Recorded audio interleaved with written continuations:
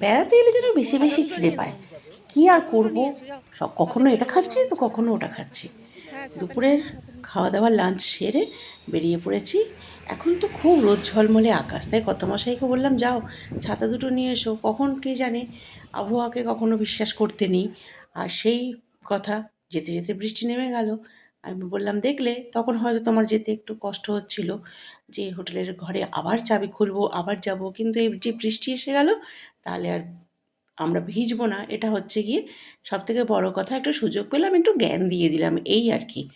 চলো, এখন এই বিকেলের দিকে আমরা চলেছি, এখন যাচ্ছি কোরাল দেখতে, কোরাল বীচ। এখানে সবটাই মরা পাথর, কোনো পাথরটাই জীবিত নেই, তাই এগুলোকে কোরালই বলে। তবে হ্যাঁ, নিয়ম আছে, এখান থেকে তুমি একটা পাথর তুলে নিয়ে যেতে পারবে না বাড়ির জন্যে। হয়তো মনে হবে যাই নিয়ে যাই, বেশ ভালো লাগছে। আচ্ছা এগুলো কী বলো তো, কী ফল, কে বলতে পারবে বলো তো? প্রচুর হয়ে আছে কোরাল বীচে, প্রচুর প্রচুর। তবে হ্যাঁ, সব থেকে যেটা আমার খারাপ লাগা সেটা হচ্ছে গিয়ে চায়ের দামটা বড্ড বেশি নিচ্ছে। আর আমি একটু চা প্রেমী মানুষ, এত চায়ের দাম নিলে হয়? এক কাপ চা যদি 30 টাকা, 40 টাকা, 50 টাকা দাম হয়, মানে যেখানে যেমন আর কি। ফাইন দৃশ্য। কি অপরূপ দৃশ্য, সত্যিই তাই। সমুদ্র এখন অনেকটা দূরে চলে গেছে, একটু পরেই আবার চলে আসবে। বৃষ্টিতে দেখো গত মাসেই আমার ছাতা নিয়ে দাঁড়িয়ে আছে, তখন খুব আমাকে বলছিল আমাকে আবার যেতে হবে, আর দেখো এখন নিজেই ছাতার তলায় দাঁড়িয়ে আছে। যাই, এ কোথায় উঠেছে একবার দেখো। আর যেখান থেকে আমরা সব ছবি তুলছিলাম সেইখানটায় জল একটু পরেই চলে আসবে, তাই আগে থাকতে আমাদের বলেছিল আপনারা বেরিয়ে বাইরের দিকে একটু চলে যাবেন, কেননা যে কোনো মুহূর্তে জল তো চলে আসবে এত দূরে। যাই হোক, ওখানটা আমাদের ঘোরা হয়ে গেছে। এবার আমরা যাচ্ছি সানসেট পয়েন্ট। এটা হচ্ছে কি নীলেতে, নীলেতেই এটা সানসেট পয়েন্ট। এত সুন্দর এখানকার পরিবেশটা, এখান থেকে সত্যিই যেতে আর মন চাইছে না। আবার সেই মানে কি বলবো, কিছু আর বলার নেই। কত মশাই সেই চায়ের পিছনেই পড়ে আছে, কেন এত চায়ের দাম। যাই হোক, আবার কোনো কোনো সময় নিজেই বলছি কোথায় হবে না, বেশি? সব তো কলকাতা থেকে হ্যাঁ, আসে, কি ব্যাপার? সেই কারণেই।